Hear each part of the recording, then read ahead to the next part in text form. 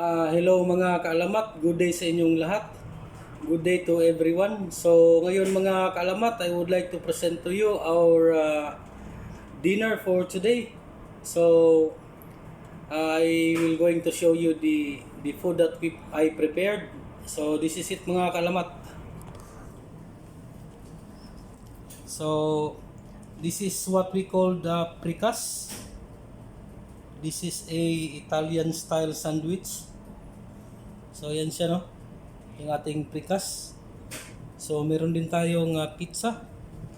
Ayun yung ating pizza. Meron tayong fried chicken. This is our pizza. And we have a humba.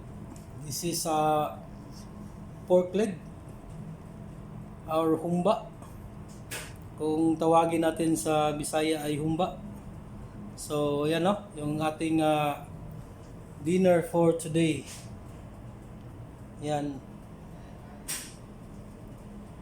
Yan sa mga kalamat.